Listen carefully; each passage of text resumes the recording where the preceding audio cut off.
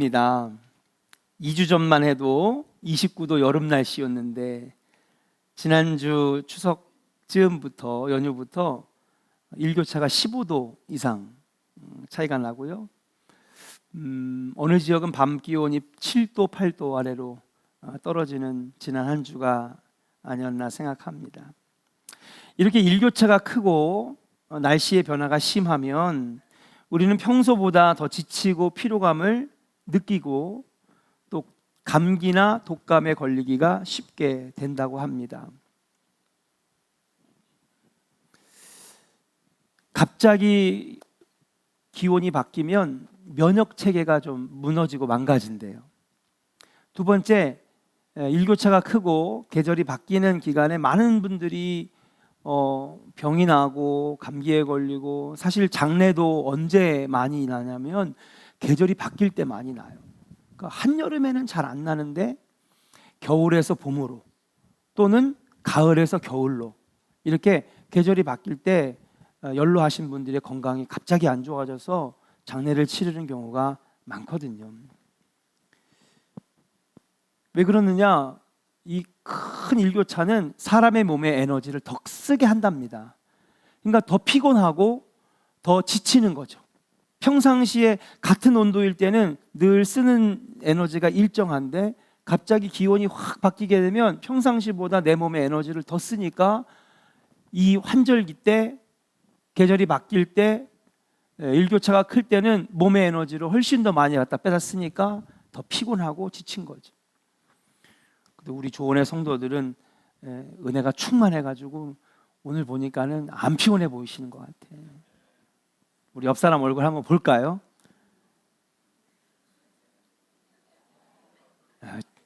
미남이십니다 해야죠. 미남이십니다. 미인이십니다.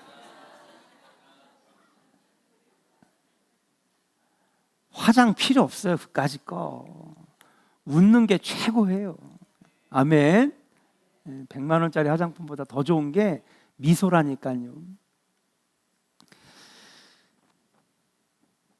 우리 일상에는요, 그래서 지치고 피곤한 게 여러분 일상이 됐습니다. 무엇이 우리를 지치고 피곤하게 할까 집중적으로 연구를 해봤는데, 스위스 정신과 의사 폴 트루니에가 현대인의 피로와 휴식이라는 책에서 이렇게 말하고 있습니다. 현대인들이 더 많이 지치고 더 많은 피로를 느끼는 이유는 몸의 에너지를 많이 쓰기 때문이 아니다. 첫째는 인간관계 속에서 정신적인 에너지를 너무 많이 사용하기 때문에 감정 소모로 사람이 쉽게 지친다. 두 번째는 이 사회는 끊임없는 경쟁 사회이기 때문에 경쟁 관계 속에서 엄청난 스트레스를 받아서 사람은 피곤하고 지치는 것이다. 그렇기 때문에 인간관계의 어려움, 극도의 경쟁 관계가 사람을, 특별히 현대를 살아가는 우리 현대인들을 지치고 피곤하게 한다는 거예요.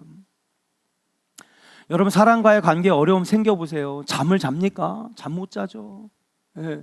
억울한 일이 생기고요, 막 그 사람 때문에 분노가 생기면요, 하루 종일 일을 못 합니다. 일이 잡히지가 않아요. 막 끓어오르는 분노 때문에 막 에너지를 쓰고 스트레스를 받고 인간이 막 지치는 거죠. 경쟁은 우리를 병들게 하고 인간관계의 어려움은 우리를 지치게 합니다. 그래서 여러분, 육체의 노동도 참 힘든 일이지만은 현대에 있어서 정말 힘든 일이 뭐냐 하면요, 사람 만나는 일이 제일 힘든 일이에요. 사람 만나는 직업, 사람을 상대하는 직업. 물건은요, 답이 정해져 있어요. 이렇게 자르고 저렇게 자르고 여기다가 딱 끼우고 저기다가 딱 집어넣고 다 공식이 있습니다. 근데 사람은 공식이 없어요. 사람의 마음은 측정할 수가 없는 거예요. 이 사람한테 이렇게 해서 잘 되는데 이 사람은 다른 사람한테 이렇게 하면 안 될 수도 있는 거예요. 사람이 가장 힘들어요.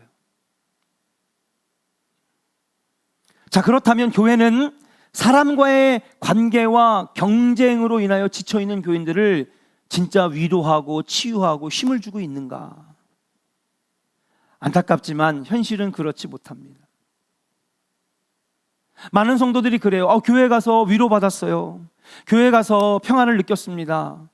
그런데 오늘날 많은 교회들이 거기에서 잠시 잠깐의 위로와 평안을 느낄 수는 있지만 오래 가지는 못한다는 거예요. 잠시뿐인 경우가 많다는 것입니다. 요즘 사람들이 너무 지치고 피곤하니까 마음의 안정과 위로의 메시지만 전하는 교회들이 많아요. 교회 가면 여러분 행복합니다. 행복할 거예요. 다 잘 될 거예요. 예수님이 함께 하시니까요. 위로와 긍정의 메시지만 전합니다. 잠시 동안은 마음의 위로를 얻을 수 있습니다. 그런데 문제는 그 위로와 그 평안이 오래가지 못한다는 것입니다.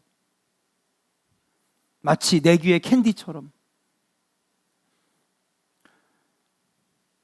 또 두 번째, 이렇게 인간관계의 어려움, 경쟁에서 지치고 피곤한 사람들을 위로하기 위해서 한 15년 전부터 유행하는 교회의 흐름이 있어요. 그게 뭐냐? 전원교회예요. 전원교회. 대도시 주변 외곽의 전원풍에 예배당을 짓고 도시에 사는 사람들이 주일이면 글로 다 모여듭니다. 얼마나 예쁜지 몰라요. 그래서 여기서 예배를 딱 드리는데 여러분, 이 뒤에 여기 있는 커튼이나 블라인드가 쫙 올라가. 예배가 딱 시작하면서 올라가면요, 이 뒤가 다 유리예요. 그리고 뭐가 보일까요? 그쵸, 밖에 그냥 산과 구름과 하늘과 막 나무가, 그러면서 예배가 시작돼. 여러분 상상만 해도 너무 좋은가 봐. 우리 교회도 그럴까요? 그래봐야 뒷집이지 뭐. 그렇잖아요. 우리 뭐 열어봤자 뒷집, 시멘트 뭐 뒷집인데 뭐. 그러니까 막 전원교회를 찾는 거예요. 또 1층에 카페를 만들어놨는데 보니까 진달이 겐달래,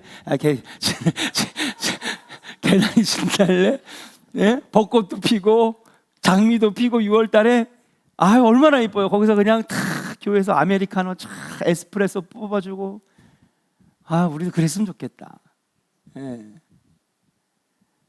그러니까 막 사람들이 그냥 막 가는 겁니다. 예. 종교 심리학에 의하면 도심에 있는 교회가 힘을 주지 못해서 자꾸 전원으로 빠져나가려고 한다는 거예요. 근데 이해가 갑니다. 왜? 우리 일주일 내내 시멘트 속에 갇혀 살잖아요. 시멘트 속에, 빌딩 속에 갇혀 사니까 얼마나 답답하고 얼마나 딱딱합니까? 그러니까 일주일에 한 번 마치 캠핑 가듯이, 그렇잖아요. 캠핑하면 얼마나 좋아요. 그 다음에 놀러 가듯이, 아이들 손잡고 놀이공원 가듯이 그렇게 교회에 가가지고 함께 예배드리면 참 좋겠다. 자, 그렇다면 그렇게 풍경이 좋은 전원으로 가서 예배를 드리면 진짜 안식과 힘을 얻을 수 있을까요? 잠시 잠깐은 기분이 좋겠죠. 그러나 길게 볼 때는 진짜 안정과 위로와 쉼을 얻는다라고 하는 것은 미지수라고 하는 것이 물음표입니다. 반드시 그렇지는 않다는 것이에요. 교회가 교인들에게 참된 안식을 주지 못하는 진짜 이유는 위로의 메시지가 없어서 그런 것이 아닙니다. 예배당이 시멘트로 지어졌거나 교회가 도시 한복판에 있어서가 아닙니다. 그것은 한 주 내내 경쟁 사회 속에서 지친 생활하던 교인들에게 가장 중요한 인간관계의 어려움을 풀 수 있는 마음, 경쟁의 문제를 풀어줄 수 있는 그 비밀을 우리가 같이 찾지 못하기 때문에 교회에서 안식과 쉼을 얻지 못하는 것이 아니겠는가. 그리고 교회가 그것을 온전히 행하지 못하는 이유는 뭐냐? 한 주 내내 지치고 피곤하고 경쟁하다가 왔는데 교회에 오니까 또 경쟁을 하네. 교회 와서도 경쟁을 하는 거예요. 한 주 내내 경쟁 속에 살아가는 사람들은 교회에서 진정한 쉼을 얻고 싶어 합니다. 마음의 위로를 얻고 싶어 합니다. 그런데 교회 와 보니까 교회도 너무 분주한 거예요. 당연히 이걸 여러분이 분별해서 들으셔야 됩니다. 분주함과 열심과 분주함과 사명 감당한 것을 여러분 분별할 줄 알아야 돼요. 중요한 건 뭐냐 하면 여러분, 이게 사명 감당, 주님을 위한 열심이 아니라 그냥 교회에서 그냥 경쟁하고 더 잘해야 되고 모임 간에 경쟁하고, 봉사자 간에 경쟁하고, 부서 간에 경쟁하고, 작년 결산하고 또 올해 결산하고 경쟁하고, 작년에 결산이 이랬는데 올해 결산은 더 나와야 되는데, 거기에다가 주변 교회들하고 막 경쟁해. 감리교, 장로교, 성결교, 순복음 막 교회끼리 막 경쟁합니다. 우리의 삶의 방식이 경쟁이라서 그런지 신앙생활도 경쟁하는 듯 하는 거예요. 그러니까 참된 안식의 의미를 잃어버리고, 교회에서 성취감은 있을지 모르지만 진짜 영적 안식을 얻고 돌아가는 게 너무 어려운 시대가 되었다라고 하는 사실이에요.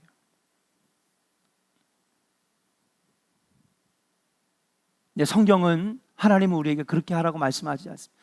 성경에서는 경쟁하라고 하지 않아요. 따라합시다. 경쟁에서 이기는 것은 복이 아닙니다. 여러분, 중국과 미국이 엄청나게 지금 경쟁하고 있어요. 그렇죠? 이 경쟁 속에서 여러분 얼마나 우리가 불행합니까? 그렇죠? 어제 이 팔레스타인 가자 지구에서 미사일 2,500발이 이스라엘 새벽에 이스라엘 도시 한복판에 2,500발의 미사일이 떨어졌어요. 뉴스 보셨어요? 초토화가 됐습니다. 아마 몇백 명 죽었을 것이고 수천 명, 수만 명이 여러분 부상당했을 거예요. 성지순례하고 있던 팀들은 지금 막 당황해가지고 어떻게 막 이스라엘 사방 곳곳에 지금 막 연기가 올라오고 있어요. 그러면서 팔레스타인 무장단체 하마드가 우리가 했다. 지금부터 전쟁이다. 그래서 여러분, 이스라엘과 팔레스타인 가자 지구에 분리장벽이 있는데 거기를 두고 7곳에서 지금 치열한 전투가 벌어집니다. 이거 전쟁이죠? 전쟁 났어요. 제가 문제 한번 설교 때 얘기했죠. 팔레스타인 그 팔레스타인 연합인데, 팔레스타인 연합 땅에 이스라엘이 여러분 7일 전쟁을 통해서 6일 전쟁을 통해서 이 땅을 다시 회복합니다. 찾습니다. 그러면서 밀려난 팔레스타인들은 야, 니네 여기 가서 찌그러져서 살아. 그래가지고 그게 만들어준 게 가자 지구예요. 그러니까 얘네들은 땅을 뺏겼잖아요. 언제처럼? 마치 애굽에 종살이하던 300만의 이스라엘 백성들에게 가나안 땅을 뺏긴 것처럼 또 뺏긴 거예요. 그러니까 뭐예요? 끊임없이 또 치는 거죠. 근데 여러분, 팔레스타인이 여러분 아람어 히브리어로 표현하면 어떤 말인지 아십니까? 그게 블레셋이에요. 블레셋이 팔레스타인이에요. 여기는 원래 우리 땅인데, 그러면서 이 하마드가 또 저쪽 아랍 연합의 지하드라고 하는 무장 테러 단체가 있는데, 같이 싸우자. 그래, 같이 싸울 거야. 같이 전쟁하자. 그러면서 시리아, 이라크, 지금 쿠웨이트, 레바논 같이 전쟁하자. 이게 다 이스라엘을 둘러싸고 있거든요. 이게 어딘지 아십니까? 모압이고 암몬이고 아수르고, 그 가운데 이스라엘이 있는 거예요. 마치 가나안.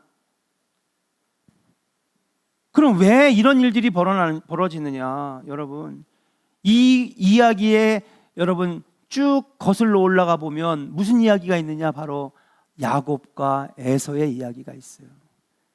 뱃속에서 끊임없이 경쟁합니다. 에서야, 내가 먼저 나갈 거야. 아니야 임마, 내가 먼저 나갈 거야. 엄마 뱃속에서 서로 나가려고 경쟁을 하는 거예요. 내가 형이야. 아니야, 내가 먼저야. 내가 먼저야. 내가 먼저야. 경쟁하는 거예요.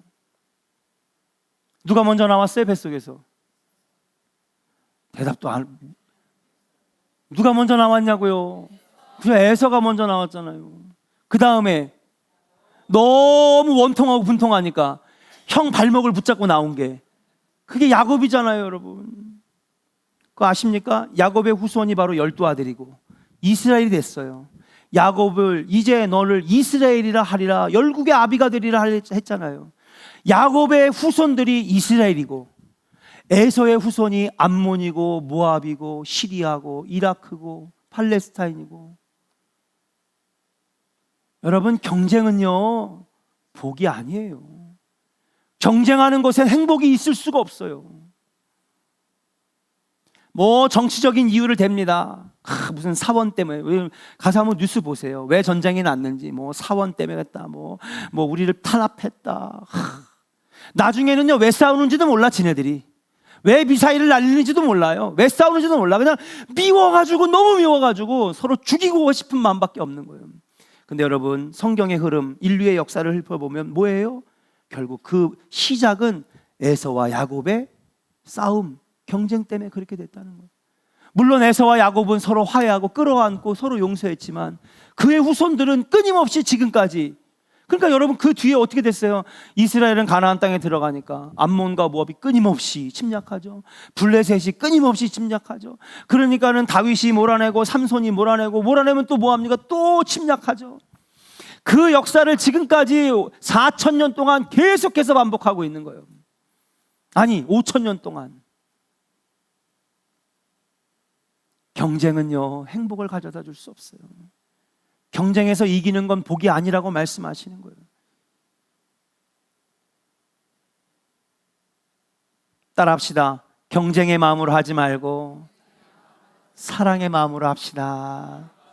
여러분, 옆 사람 보세요. 예, 한번 축복해요. 예, 악수해도 좋고, 악수가 싫으면은, 예? 자, 경쟁의 마음으로 하지 말고 사랑의 마음으로 합시다. 할렐루야. 교회에서 경쟁의 마음으로 하지 마세요. 옛날에 3, 40년 전에 목사님들은요, 경쟁시켰어. 자, 여기 1교구.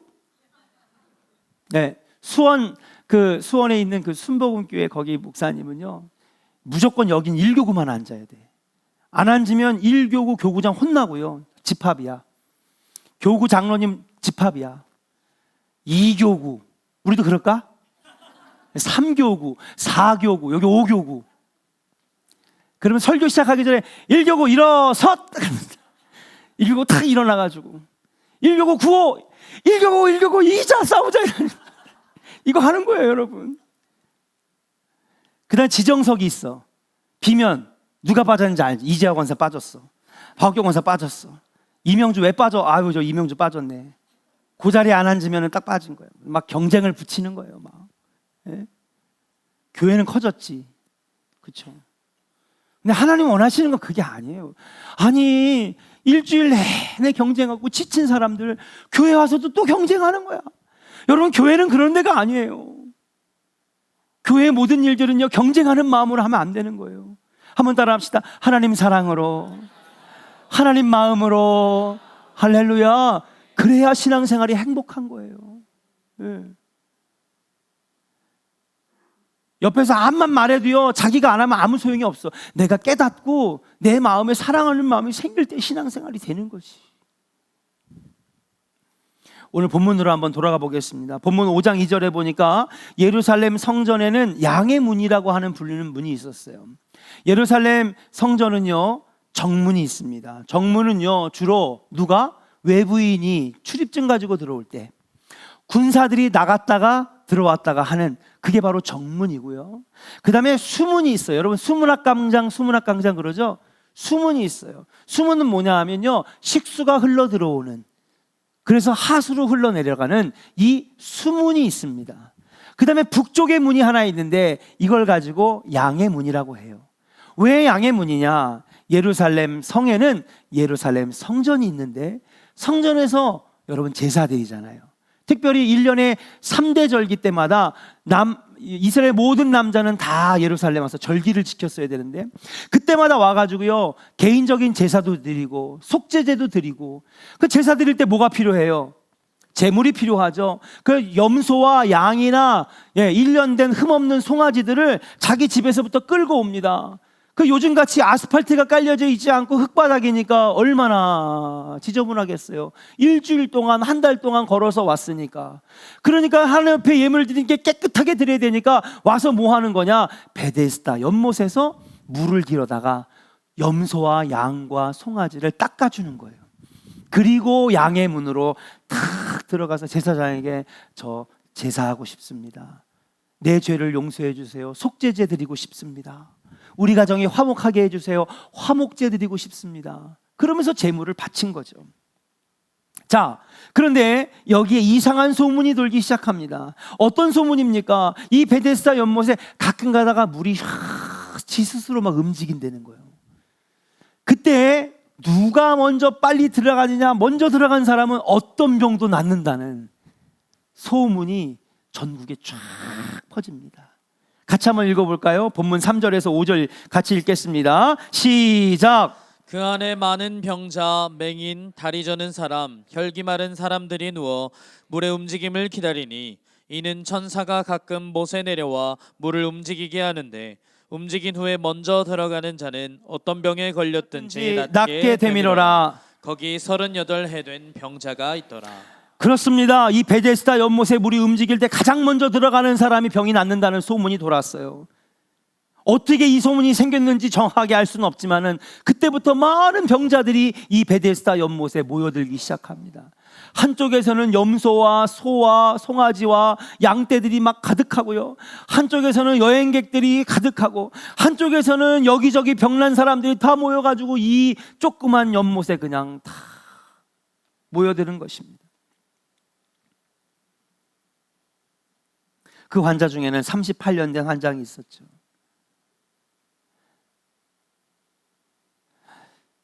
저는 이 본문을 설교할 때 이렇게 설교한 적이 있어요. 여러분, 헛된 희망에 아무리 애를 써도 결국 소용이 없었지만은 예수님 만나니까 진짜 병이 고쳐졌습니다.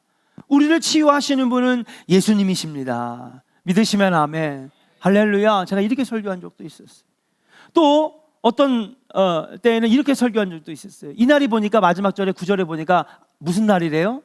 안식일이래요. 안식일에는요, 당시 율법으로는 아무것도 해서는 안 되는 거예요. 근데 예수님은 그 경고를 무시하고 안식일에 여러분 이 38년 된 병자를 고쳤거든요. 안식일에 설교도 하셨고 안식일에 수많은 병자를 고치셨어요. 이게 바로 예수님이 뭐 한 거예요? 십자가에 돌아가시게 된 이유가 됐어요. 안식일에는 아무것도 하지 말고 율법에 나와 있는 대로 하나님 말씀을 지켜야 되는데 네가 이걸 어겼다는 거예요.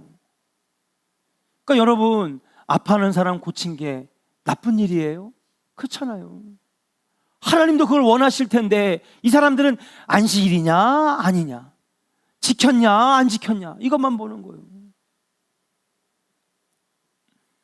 안식일에 벌어진 이 기적, 결국 예수님이 안식일에 누구라는 거예요? 주인이라고 하는 설교도 제가 했습니다. 그런데 여기서 우리가 한번 다른 시각에서 한번 이 말씀을 한번 봤으면 좋겠어요. 어떤 시각이냐? 이 예수님의 시각이 아니라 병자들의 시각을 한번 보자는 거예요. 병자들은 지금 뭐 하고 있느냐? 경쟁하고 있어요. 지금 어디에 들어가려고요? 연못에 들어가려고요. 얼마나 심한 병인가, 얼마나 오랫동안 병을 알아왔는가 하는 것과 상관없이 오직 물에만 빨리 들어가는 것, 물이 움직일 때 빨리 들어가는 것, 딱 한 사람만 병이 낫는다는 거,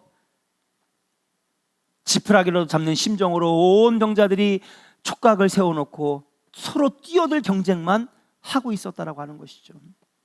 그러니까 여러분, 38년 된 병자, 이 사람의 병이 뭐였냐면 여러분 중풍병이었어요. 중풍병은 무엇입니까? 몸이 움직이지 않는 마비되는 병이라고 하는 거예요. 결국 이 사람은 경쟁에서 또 밀리고 경쟁에서 또 밀리고, 물이 움직일 때에 들어가려고 하는데 몸이 마비되니까, 기어서 가게 되니까 또 밀려나고, 그렇게 38년이 지난 건지도 몰라요. 그래서 그는 몸뿐만이 아니라 마음까지도 병들어 있는 상태였습니다. 우리 같이 6절과 7절을 한번 같이 읽어볼까요? 같이 읽겠습니다. 시작. 예수께서 그 누운 것을 보시고 병이 벌써 오래된 줄 아시고 이르시되 내가 낫고자 하느냐? 병자가 대답하되 주여, 물이 움직일 때에 나를 못에 넣어주는 사람이 없어 내가 가는 동안에 다른 사람이 먼저 내려가나이다. 아멘. 자, 여러분 말씀 한번 보여주세요. 6절에 보니까 이 병이 오래된 줄을 아시고 이르시되 내가 뭐 하고자 하느냐? 자, 그러면 여러분 상식적으로 베데스다 생각하지 말고, 그렇죠? 네. 이 베데스다에 사람들이 모여든 거 생각하지 말고 낫고자 하느냐? 그러면 뭐라고 대답해야 돼요? 네, 낫고 싶습니다 해야 되잖아요. 근데 여러분 뭐라고 대답하는지 한번 보세요. 7절에 볼까요? 시작. 병자가 대답하되 주여 물이 움직일 때에 나를 못에 넣어주는 사람이 없어. 내가 가는 동안에 다른 사람이 먼저 내려가나이다. 그러니까 여러분, 낫고자 하느냐? 네, 예수님 저 낫고 싶어요, 고쳐주세요, 이러면 되잖아요. 아니, 예수님이 어떤 분인지 모르면 네, 나 너무너무 낫고 싶어요, 너무너무 아팠어요, 낫고 싶어요, 그렇게 대답하면 되잖아요. 근데 지금 뭐래요? 나를 못에 넣어주는 사람이 없어서 내가 지금 이렇게 안 낫고 있는 겁니다, 이렇게 얘기하는 거예요. 오랜 시간 병에 걸려 있음에도 불구하고 남들과의 경쟁에서 뒤처졌기 때문에 내가 낫지 못한다는 거예요. 우리도 이렇게 얘기할 때 많잖아요. 문제가 해결되기를 원하느냐? 네, 주님, 문제가 해결되기를 원합니다. 그렇게 대답하면 되는데 우리는 주님, 제가 돈이 없어서요, 제가 못 배워서요, 제가 사업이 망해서요, 제가 이것 때문에 저것 때문에 이것 때문에 이거 성공 못하고 있어요, 주님. 저는요, 이 본문을 보면서 꼭 우리 같은 거야, 우리 같은 거야. 네가 성공하기를 원하느냐? 네가 잘 되기를 원하느냐? 네가 낫기를 원하느냐? 네가 이 문제를 해결하기를 원하느냐? 네, 주님, 해결하기를 원합니다. 그러면 되잖아요. 그렇게 주님께 구하고 간구하면 되는데, 주님, 뭐가 안 돼서, 뭐가 없어서, 내가 여건이 안 좋아서, 환경이 안 좋아서, 그래서 난 지금 못하고 있어요. 이 38년 된 병자를 보니까 꼭 우리 모습 같은 거야. 그는요, 몸만 아픈 게 아니라 마음도 병들었어. 마음도 피폐하고 찢어지고 삶의 의욕도 잃어버리고. 이때 예수님께서는 본문에서 이렇게 말씀하시느냐? 내가 낫고자 하느냐? 내 이런 자리를 들고 걸어가라, 그렇게 말씀하십니다. 내가 낫고자 하느냐라고 하는 말은 너의 몸만 낫기를 원하는 게 아니라 너의 마음도 나야 한다는 말씀이고요. 내 자리를 들고 걸어가라 하신 말씀은 병이 나았으니 이제 걸어서 집에 가라 라고 하는 뜻만 있는 게 아니라 몸이 나아서 걸으라는 뜻도 있지만은 내가 있어야 할 곳은 이제 경쟁의 자리가 아니라 너가 있어야 될 곳, 그곳을 찾아가라고 주님이 말씀하고 있는 것입니다. 이 사람은 낫고 싶으냐고 하셨을 때에 낫고 싶다고 하면 되는데 남 탓을 하고 있습니다. 남들이 먼저 들어가기 때문에 자기가 안 낫는다고 신세한탄을 하고 있는 거예요. 근데 그게 아니라는 겁니다. 내가 계속 이 자리에 있어서는 낫지 않는다는 거예요. 내가 있어야 할 곳은 경쟁의 자리가 아니라는 거예요. 여러분, 현대인들의 마음의 병과 인간관계의 어려움, 내 마음속에 있는 괴로움, 이 경쟁의 자리에서는 절대로 해결될 수가 없다는 사실이에요. 예수님은 인간의 삶이 황폐해지는 원인을 알고 계셨어요. 우리가 경쟁 사회 속에서 남들을 누르고 이기기 위해 발버둥 치면서 살아가는 이 시대의 사람들의 병은 절대 고쳐지지 않을 것입니다. 우리 예수 믿는 사람들도 마찬가지예요. 경쟁의 관계에서는 절대로 행복해질 수가 없는 것입니다. 그 경쟁에서 이겼다고 해도 그건 진짜 행복이 아닙니다. 그러면 어떻게 해야 우리가 이 어려운 문제를 해결할 수 있을까? 경쟁으로 성공하는 것은 하나님이 복이 아니라고 성경은 분명히 말씀하고 있어요. 그러니까 여러분, 지난번에 물질관을 제가 가끔가다 설교하잖아요. 예수 안 믿는데 돈 잘 버는 사람은 어떻게 설명할 건데? 예수 안 믿는 사람 돈 잘 벌고 부자 되고 막 몇백억씩 몇천억씩 가진 사람들은 그 사람도 하나님 복 받은 사람들입니까? 아니잖아요. 그렇죠? 성공도 마찬가지입니다. 예수 안 믿고 온갖 죄악 속에서 살아가는데 성공했어. 그럼 그 사람 하나님 복을 받은 사람입니까? 아닌 거죠. 성경은 경쟁에서 성공하는 사람을 복이라고 말하지 않아요. 그러면 어떤 것이 우리 믿음의 사람에게 성공일까? 어떤 것이 우리 현대를 살아가는 우리들에게 진정한 쉼과 안식을 줄 수 있을까? 한번 따라합시다. 하나님의 형상을 회복하는 것입니다. 믿으시면 아멘. 우리가 진짜 행복해지는 길은요, 돈 많이 벌고 물질이 풍성하고 경쟁에서 성공하는 것이 그게 행복이 아닙니다. 진짜 인간이 행복하고 잘 사는 비결은 뭐냐 하면 하나님께서 우리에게 물려주신 그 형상을 회복해 나가면 행복해지는 거예요. 왜? 하나님은 우리에게 끊임없이 하나님의 형상을 드러내고 하나님을 반사해내고 하나님의 영광을 드러낼 때에 우리도 하나님처럼 놀라운 은혜의 삶을 살게 될 수 있다라고 말씀하시기 때문에 그래요. 그렇다면 하나님의 형상은 무엇입니까? 그렇습니다. 베데스다의 연못의 이름의 뜻은요, 자비래요. 예수님 십자가는요, 사랑을 의미합니다. 결국 하나님께서 우리에게 내려주신 하나님의 형상이라고 하는 것은 뭐냐? 하나님 가지신 성품이고 인격인데, 하나님의 성품은요, 사랑의 하나님이시고 자비의 하나님이시고 온유의 하나님이시고, 예.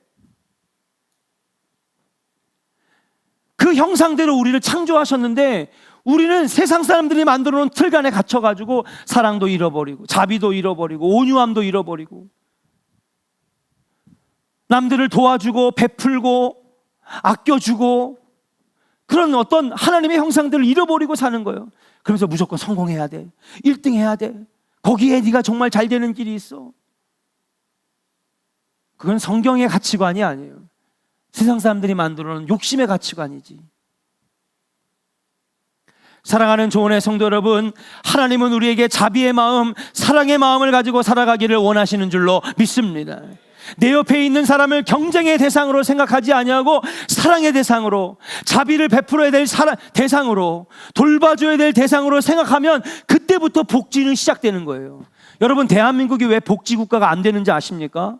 흉내만 내려고 하니까 안 되는 거예요. 야, 우리도 복지국가 돼야지, 세계 최고의 복지국가가 되자. 그러니까 여러분, 그냥 흉내만 내는 거예요. 그게 뭐예요? 돈만 있으면 되는 거예요. 돈만 있으면 복지가 되는 줄 알아. 다른 나라 복지 최우선의 국가는 돈이 많다고 되는 게 아닙니다. 그 복지의 철학이 있어야지. 근데 흉내만 내니까 그냥 프랭카드 붙었더라고요. 뭐 5조 2천억 원을 끌고 와 빌려와가지고 뭐 복지를 했다 그러고. 그러니까 빨리 전 정권 물어내라 이거예요.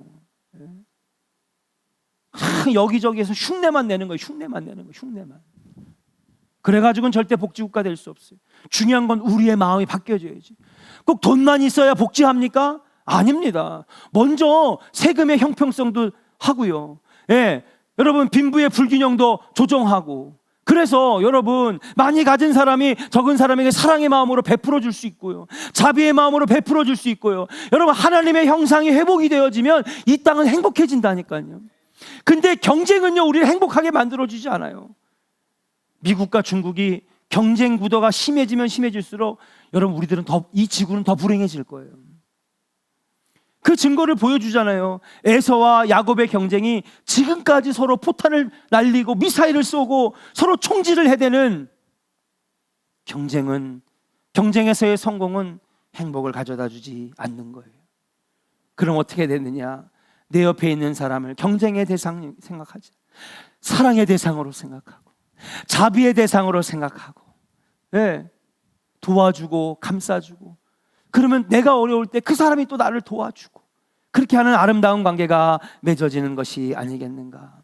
사랑하는 조은의 성도 여러분, 하나님의 사랑과 자비, 하나님의 형상이 회복되어지시기를 주의 이름으로 간절히 축원합니다. 따라합시다. 복지는 하나님 마음의 회복에서부터 시작됩니다. 믿으시면 아멘.